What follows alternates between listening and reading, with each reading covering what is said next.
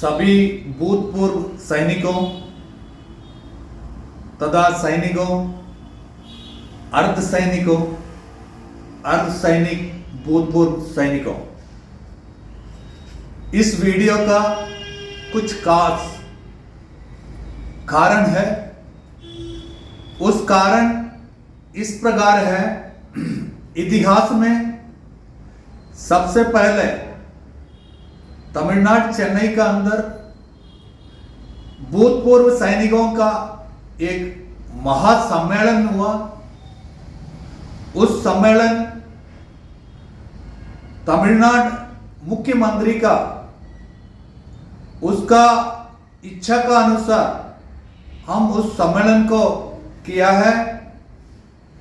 इस सम्मेलन में भूतपूर्व सैनिकों का जो इंचार्ज है, जो मंत्री है, और दूसरा जो परिवहन मंत्री है उसमें शामिल हुआ। उसका सम्मेलन का दौरान हमने भूतपूर्व सैनिक एवं अर्ध सैनिकों का कुछ खास निवेदन था। हमने उस सम्मेलन का दौरान हम मंत्री लोगों को समर्पित किया है। उसका अनुसार मंत्री लोग उसी सदस्य में जो हमारा मांग था उस मांग का ऊपर स्पष्ट रूप से ये कहा कि ये सभी मांग इतना जो कठिनाई नहीं है, उसको अमल करने में जो भी मांग आप लोगों को था सरल रूप से उसको अमल कर सकता है। कर हम उस सम्मेलन में दोनों मंत्री लोग हमको आह्वान किया है। हमारा उस महासम्मेलन का दौरान वो हमारा जो भी मांग था दो भाग में उसको, दो सोपान में उसको बांटा गया था। एक सेंट्रल गवर्नमेंट, दूसरा स्टेट गवर्नमेंट। सेंट्रल गवर्नमेंट का जो भी मांग हमने जो किया है, पिछले 10 साल से अलग अलग भूतपूर्व सैनिकों का जो भी कार्यालय है उस कार्यालय के लिए हमने चिट्ठी भेजते रहा, मगर उसमें कोई सफलतापूर्व चिट्ठी वापस आया या कुछ ऐसी चिट्ठी है कोई बदली अभी तक नहीं आया। इसलिए हमने ये निश्चित किया है कि उस चिट्ठी को आदरणीय राष्ट्रपति जी को भेजें, साथ ही प्रधानमंत्री को भेजें। हमने उस चीज को हमने मुकर किया और दोनों अधिकारियों को हमने, राष्ट्रपति तथा प्राइम मिनिस्टर को हमने चिट्ठी भेजा है। उस चिट्ठी के अंदर बहुत कुछ महत्वपूर्ण हमारा मांग था। उसमें एक दो मांग का नहीं, सभी मांग का, जो आखिरी में बताऊंगा हमने क्या क्या मांग को रखा है। उस हमारा मांग को महासम्मेलन का दौरान भेजा हुआ मांग को प्रधानमंत्री एवं राष्ट्रपति जी ने उस लेटर को हमको जो बदली आया हुआ है वो देखते ही ये पता चल जाता है कि राष्ट्रपति जी ने उस लेटर को दिल से पढ़ा हुआ है। उसके अंदर क्या क्या चीज हमने दिखाया उसको बहुत गौर से ज्ञान देकर राष्ट्रपति जी ने उसमें बिल्कुल गौर से ध्यान दिया हुआ है और उस चीज को हमारा तकरीबन 10 मांग था। वो 10 मांग को जिस कार्यालय से वो मिला हुआ है, जिस कार्यालय का नेतृत्व में उस चीज को चलाना है, उस कार्यालय को अलग अलग लेटर भेजा हुआ है। साथ ही उस लेटर का जेरॉक्स कॉपी दोनों ऑफिस से, प्रधानमंत्री का जो कार्यालय से एवं राष्ट्रपति जी का कार्यालय से, हमारा Tamil Nadu ex serviceman convention organisation के चिट्ठियां आई हुई। वो चिट्ठियां, तीनों चिट्ठियां मेरा इस भाषण का आखिरी में उसको भी मैंने अपलोड करेंगे। मैं ये कहना चाहता हूं कि भारतवर्ष का अंदर हजारों किस्म का जो संगठन है, एसोसिएशन है, कमेटी है, अभी फिलहाल कुछ सालों से हम एक दो चीज का ऊपर ही बिल्कुल गौर देता है। सबसे पहले एक है कि OROP, one rank one pension, वो भी हमको जानता है कि अभी तक उसका ऐसी कोई सफलता पूर्व उसका परिणाम नहीं हुआ है। वो परिणाम इसलिए नहीं हुआ है, हम पूरा असंगठित है, संगठित नहीं है। अलग अलग किस्म का अलग अलग सिद्धांत को रखकर हम चल रहा है। इस वजह से हमारा कोई भी ऐसी कोई चीज है, हमारा मांग को शक्तिपूर्व सफलता मिलने के लिए वहां पर एक बड़ा एक रुकावट है हमारा असंगठित। उसमें कार्य हम ये सोचना है कि कोई भी मुख्य कार्यालय का अंदर कोई भी निर्णय लेने के पहले, कोई भी चीज का निर्णय हो, एक सर्विसमैन का हो या सर्विसमैन का हो, जो भी हमने जो भारत सरकार का अंदर जो भी किस्म का निर्णय लेने के पहले पूरा भारवाही को, जो भी हमारा फौज के बोलने से जो तीनों रैंक का जो नुमाइंदा वहां पर होना बहुत जरूरी है। वहां पर जो रिप्रेजेंटेटिव्स है, उसको जो रिप्रेजेंटेशन का अंदर तीनों रैंक का नुमाइंदा वहां पर होना चाहिए, मगर अभी तक ऐसी कोई ढांचा नहीं चला है। इस वजह से कोई भी हमारा जो मांग का जो भी लेटर हम भेज रहे हैं, उसका इतना गौर देना है, मगर वहां पर नहीं हो रहा है। इसलिए हमने ये योजना की, हम पूरा इकट्ठा एक महासम्मेलन बने, उसको मानाड, तमिलनाडु का अंदर मानाड कहा। उस मानाड का अंदर national ex serviceman coordination committee का नुमाइंदा भी था। अलग अलग एक्स सर्विसमैन कोऑर्डिनेशन कमेटी का जो नुमाइंदा आए थे, महाराष्ट्र से, हरियाणा से, दिल्ली से, केरल से, आंध्रा से, गोवा से, पूरा NEXCC का नुमाइंदा उसमें शामिल था। इसलिए हमको गर्व है कि एक सेंट्रलाइज ऑर्गेनाइजेशन भी हमारा महासम्मेलन में शामिल हुआ। हम पूरा जो मांग सेंट्रल गवर्नमेंट को रखा है, उस मांग का अंदर मुख्य चीज बहुत है। उसमें एक दो चीज मैं यहां पर कहना चाहता हूं। नंबर 1, फैमिली पेंशन को 100% करना चाहिए। अभी फिलहाल एक एक्स सर्विसमैन देहांत होने के बाद, जो कि वो 64 उम्र से पहले है, तो सिर्फ वो बाकी जो साल है, मतलब 7 साल का पूरा पेंशन मिलता है, उसका बाद वो बंद हो जाता है। अगर 64 उम्र का ऊपर है, उसका देहांत होता है, कुछ भी नहीं है।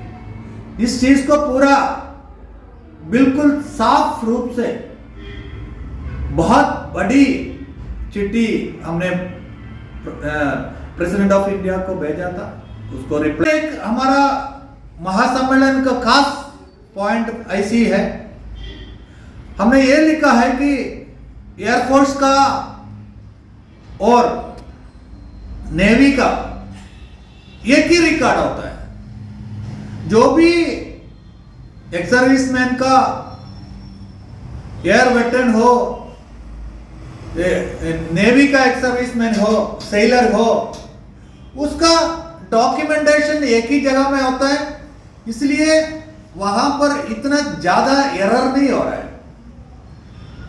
कोई इतना खास, हमने अभी पिछले 11-12 साल से मैंने ये डॉक्यूमेंटेशन का काम कर रहा हूं, मुश्किल से 1-2 नेवी और एयरफोर्स का आया, वो पेंशन का, फैमिली पेंशन का प्रॉब्लम है, वो भी बहुत माइन्यूट था।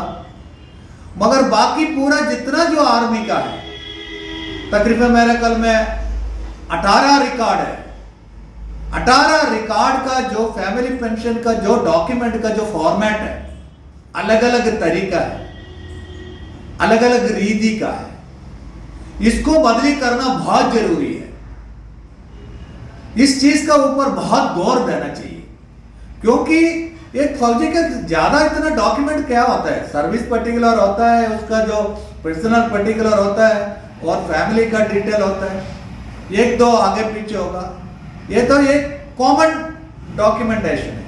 इसलिए हमारा मांग यह है कि हमारा डिफेंस से जो 18 रिकॉर्ड है, उसका पेंशन डॉक्यूमेंट का एक ही यूनिफॉर्म होना चाहिए, ताकि उस एक ही यूनिफॉर्म होने से हर जिला सैनिक बोर्ड में अलग अलग रीति को प्रदान करने का जरूरत नहीं है, और इंडिविजुअल और वीर नारी को उसमें काम करने के लिए, उस डॉक्यूमेंट को पूरा करने के लिए ऐसी आसान तरीका बनाए कि उसका वो देहांत होने के बाद आराम से और जल्दी से उसको फैमिली पेंशन मिले।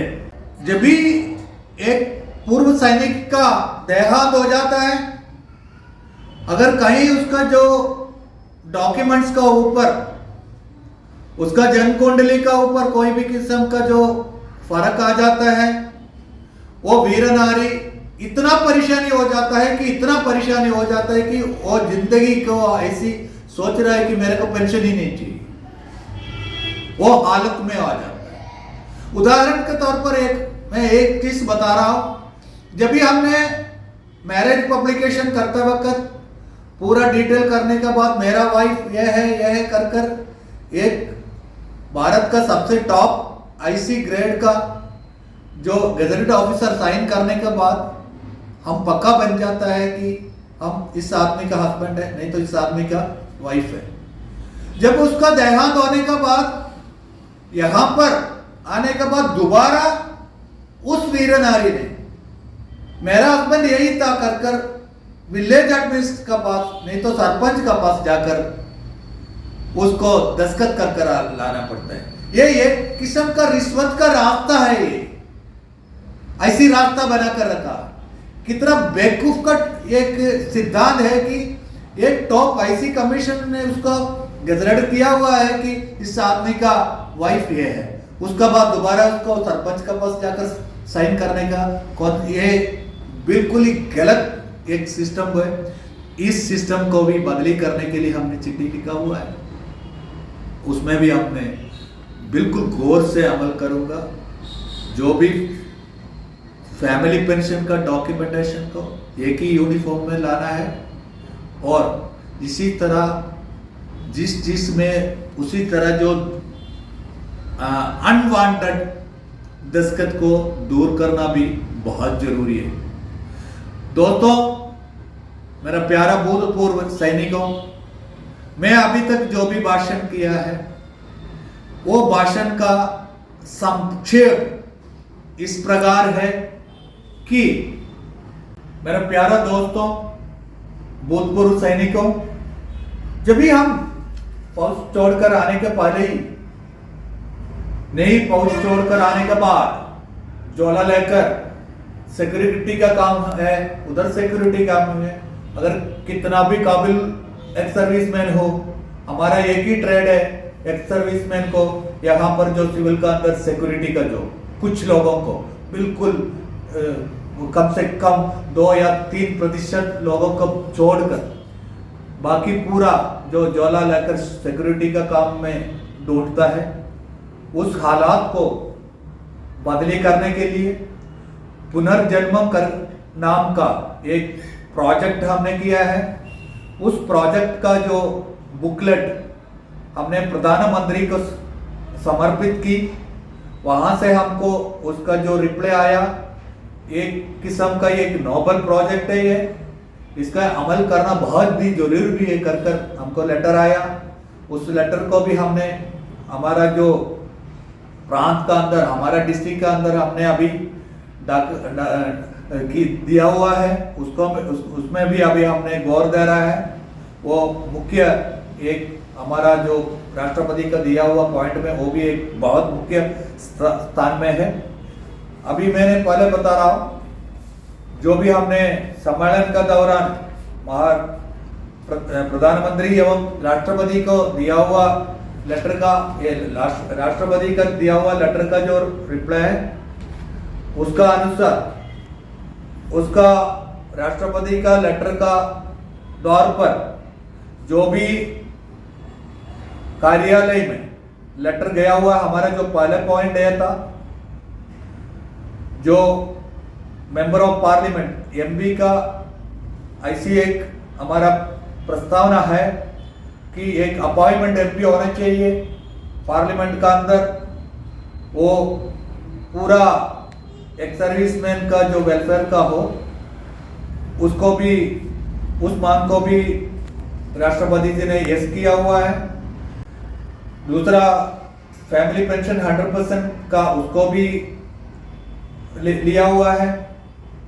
उसका अलावा स्पार्क्स का एक मुख्य सिरदर्द है कि लाइफ सर्टिफिकेट इस साल का आखिरी में स्पार्क्स का जो लाइफ सर्टिफिकेट हर एक जिला सैनिक बोर्ड में होगा, उसके लिए हमने रिकमेंडेशन रखा हुआ। वो भी, उसमें भी सेंट्रल गवर्नमेंट सोच विचार कर रहा है। 100% अगर इस साल लाइफ सर्टिफिकेट अपना अपना जिला सैनिक बोर्ड में होने का संभावना है।